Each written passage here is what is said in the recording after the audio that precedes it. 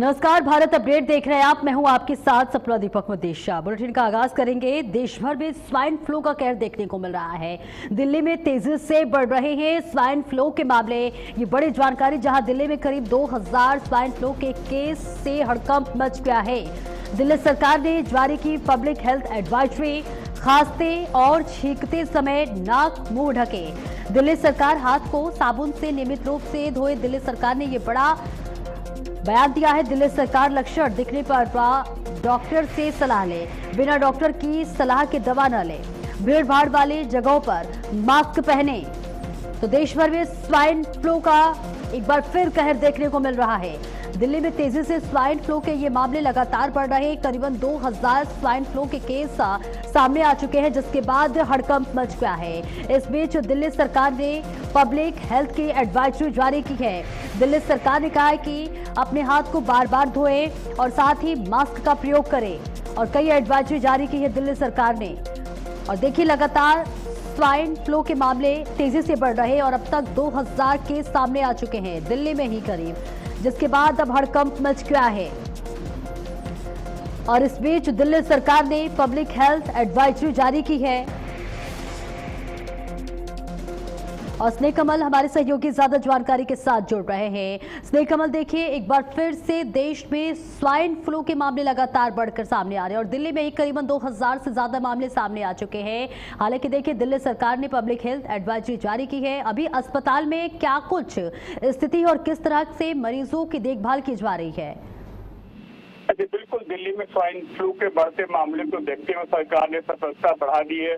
दिल्ली के स्वास्थ्य मंत्री ने अस्पतालों और अधिकारियों को जरूर निर्देश दिए हैं। दिल्ली में इन्फ्लुएंजा ए के अब तक जो है 2392 मामले सामने आ चुके हैं। इनमें स्वाइन फ्लू के 1777 मामले मिले हैं। बढ़ते मामलों को देखते हुए सरकार ने लगातार स्थिति पर नजर रखी हुई है। सरकार कहना है कि अस्पतालों में डॉक्टर, बेड, दवाइयों कोई कमी नहीं। दिल्ली सरकार पूरी तरीके से तैयार है और मरीजों को इलाज देने के लिए अभी इंतजाम किए जा रहे हैं। दिल्ली सरकार का जो सबसे बड़ा अस्पताल है लोक नायक जयप्रकाश यानी LNJP अस्पताल में जो है तमाम इसके इंतजाम किए गए। दिल्ली के अन्य अस्पतालों में भी इसके लिए पूरी व्यवस्था की गई। स्वास्थ्य विभाग और अधिकारी लगातार स्थिति पर निगरानी किए हुए ताकि स्वाइन फ्लू को फैलने से रोका जा सके। राजधानी में H1N1 यानी स्वाइन फ्लू के बढ़ते मामलों के बीच दिल्ली सरकार ने स्वास्थ्य संबंधी परामर्श जारी करके लोगों को श्वसन संबंधी स्वच्छता का पालन करने, भीड़ भाड़ वाली जगहों से बचने, समय समय पर चिकित्सीय सलाह लेने की अपील की है।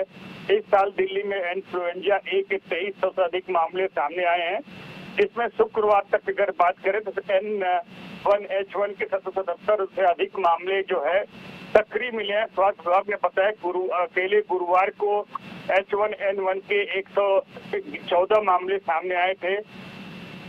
स्वास्थ्य परामर्श में लोगों से कहा गया खांसते समय या छींकते समय अपने मुंह या नाक को ढक कर रखें। साबुन और पानी से नियमित रूप से हाथ धोए। भीड़ भाड़ वाली जगहों से बचें। मास्क पहने। सांस संबंधी बीमारी से पीड़ित लोगों के निकट संपर्क में आने से बचें। लोगों की आंखों और नाक को छूने से बचें। सार्वजनिक स्थानों पर न थूकने, पर्याप्त मात्रा में तैलीय पदार्थ लेने की सलाह दी गई है। परामर्श में यह भी कहा गया कि यदि किसी को बुखार हो, खांसी हो, गले में खराश हो, सांस लेने में परेशानी होती है, बदन में, शरीर में दर्द होती है, सिर दर्द जैसे जो तमाम लक्षण अगर आते हैं तो अविलंब चिकित्सक की सलाह लें। अब बिना सलाह के जो है कोई दवा न लें। तो कुल मिलाकर हम कह सकते हैं जिस तरह से जो है स्वाइन फ्लू या H1N1 के मामले बढ़ते हैं तो सरकार भी स्थिति में सजग हो चुकी है। बिल्कुल, बहुत बहुत शुक्रिया स्नेह कमल इस महत्वपूर्ण जानकारी के लिए।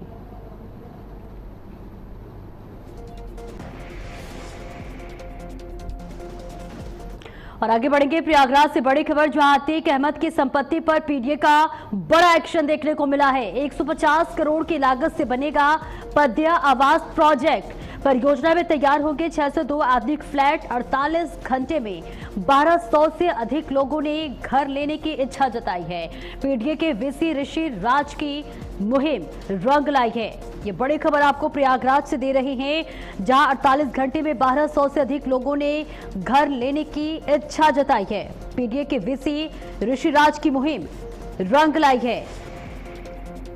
तो बड़ी खबर प्रयागराज से, जहां माफिया अतीक अहमद की संपत्ति पर PDA का बड़ा एक्शन देखने को मिला है। और ये बड़ी खबर आप तक साझा कर रहे हैं, जहां अतीक अहमद की संपत्ति पर पीडीए ने ये बड़ी कार्रवाई की है। बड़ा एक्शन देखने को मिल रहा है।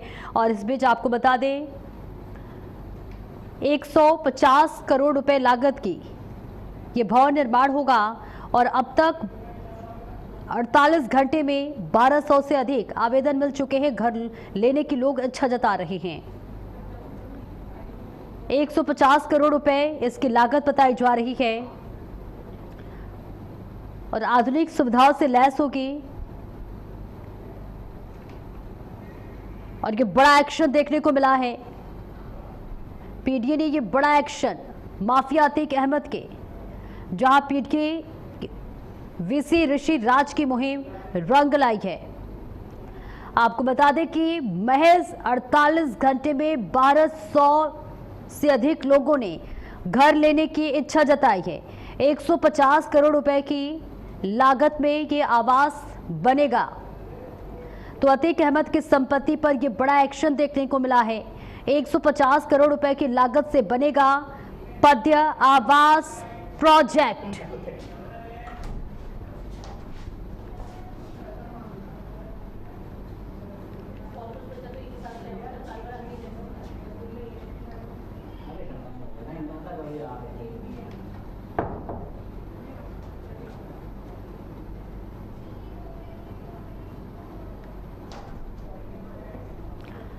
तो तस्वीर आप तक साझा कर रहे हैं। 150 करोड़ रुपए लागत इसकी बताई जा रही है पद्य आवास प्रोजेक्ट का, जो कि बनकर तैयार होगा। इसमें 600 आधुनिक फ्लैट होंगे, जिसके लिए 48 घंटे में महज जो 1200 से अधिक का लोगों ने घर लेने की इच्छा जताई है। पीडीए वीसी की ऋषिराज की देखिए ये मेहनत जो है वो रंग लाई है यहाँ पर।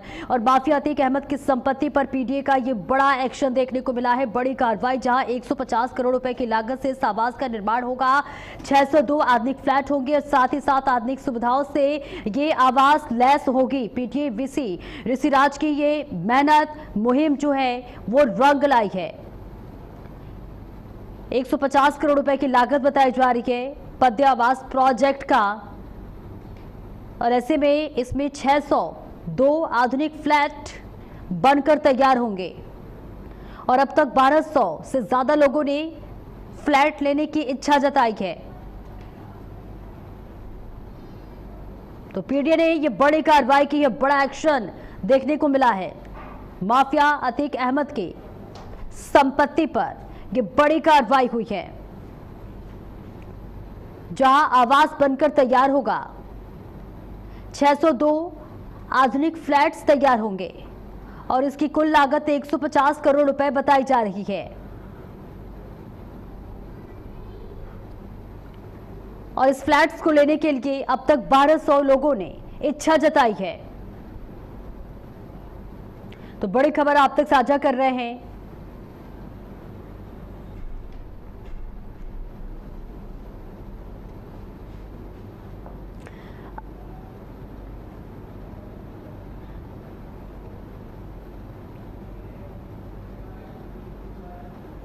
और लखनऊ से बड़ी खबर, जहां कांग्रेस के पूर्व प्रदेश अध्यक्ष के खिलाफ वारंट जारी। जहां मानहानि मामले में अजय लल्लू के खिलाफ गिरफ्तारी वारंट जारी की गई है। मामले में कोर्ट की सुनवाई में नहीं पहुंचे अजय लल्लू, कोर्ट में हाजिर न होने पर वारंट जारी किया। मामले की अगली सुनवाई 10 सितंबर को होगी।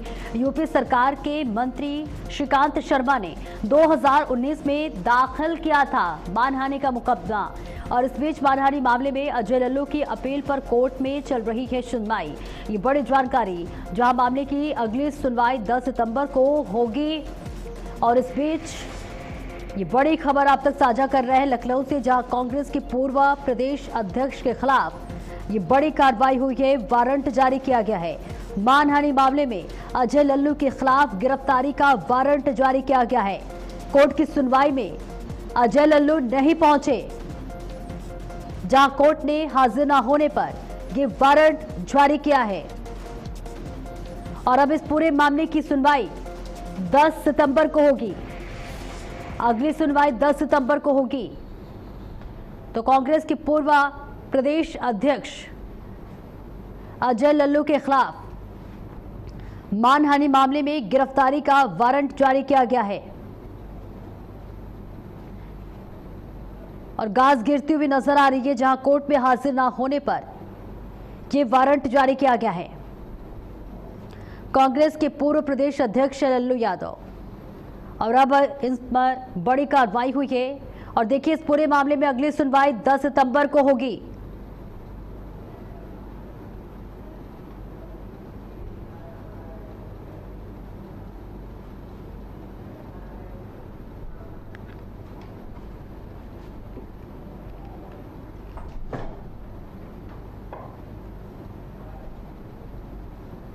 और वही बिहार में रोजगार मेले का समापन कार्यक्रम का आयोजन किया गया था, जिसमें चयनित विद्यार्थियों को प्रस्ताव पत्र दिया गया।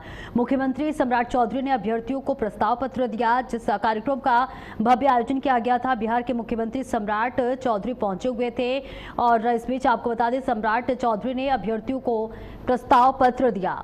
तो चयनित अभ्यर्थियों को प्रस्ताव पत्र दिया गया है। जब हमारे लोग बिहार में रहना शुरू करें, और इसलिए मैंने कहा बिहार में रहना शुरू करें, क्योंकि जो अच्छे करने जा रहे हैं उनको तो जाना ही चाहिए, क्योंकि वो बिहार की प्रतिभा को बाहर बताने का काम करें। लेकिन कुछ लोग जो मजदूरी करने जाते हैं या अपने जीवन यापन के लिए जा रहे हैं, तो वैसे लोगों के लिए हम लोगों ने तय किया है कि 1 करोड़ सरकारी नौकरी और रोजगार अगले 5 वर्षों में बिहार की धरती पर देने का काम हमारी सरकार करेगा। और इसलिए कई लोग पूछते हैं कि 1 करोड़ लोग को जाएंगे कैसे। तो पिछली बार 2020 में तत्कालीन मुख्यमंत्री नीतीश कुमार जी ने घोषणा किया था कि 10 लाख सरकारी नौकरी और 10 लाख रोजगार देंगे। लेकिन हम लोगों ने जब काम शुरू किया था, हम लोग को गर्व भी होता है कि उस बिहार को हम लोगों ने देखा था। यहाँ विजेंद्र बाबू बैठे हैं, आदरणीय विजय चौधरी जी बैठे हैं। याद कीजिए उन दिनों को भी, मैं स्वयं, ये लोग तो बहुत पहले सदन में आ गए थे। विजय बाबू 82 में सदन में आ गए, विजेंद्र बाबू 90 में सदन में आ गए, मैं 99 में आया। और मैं जानता हूं कि बिहार जब बटा नहीं था, बिहार की अर्थव्यवस्था, जहां बिहार में मात्र 6,000 करोड़ का बजट होता था, और बिहार के 6,000 करोड़ के बजट में 87% रेवेन्यू झारखंड जैसे राज्य से आता था, क्योंकि श्रद्धेय अटल बिहारी वाजपेयी जी का आह्वान था कि आदिवासी समाज के कल्याण के लिए अलग राज्य बनेगा, उसको बनाने का काम किया। और उसके पहले याद कीजिए, टाटा भी यहीं था, बोकारो भी यहीं था, माइंस का पूरा रॉयल्टी भी इसी राज्य को मिलता था, और लगभग 2/3 हिस्सा सिर्फ रॉयल्टी से आ जाता था। सरकार को टैक्स की चिंता नहीं करनी पड़ती थी। और बिहार क्योंकि कुछ नया उस दौर में नहीं होता था, लेकिन बिहार बदला। 2005 में आदरणीय तत्कालीन मुख्यमंत्री नीतीश कुमार जी, तत्कालीन वित्त मंत्री श्रद्धेय सुशील मोदी जी ने बिहार को व्यवस्थित करना शुरू किया। आदरणीय प्रधानमंत्री नरेंद्र मोदी जी 2014 में आए और विकसित भारत की कल्पना को लेकर जमीन पर उतरना शुरू किया था। और जब दोनों मिल गए तो डबल इंजन की सरकार बनकर 2020 में 10 लाख सरकारी नौकरी और 10 लाख रोजगार के जगह पर हमें गर्व है कि 2025 में जब हम ये घोषणा कर रहे थे कि हम 1 करोड़ लोगों को सरकारी नौकरी रोजगार देंगे, तो इसके पहले जो प्रेरणा मिली, 10 लाख सरकारी नौकरी का घोषणा था,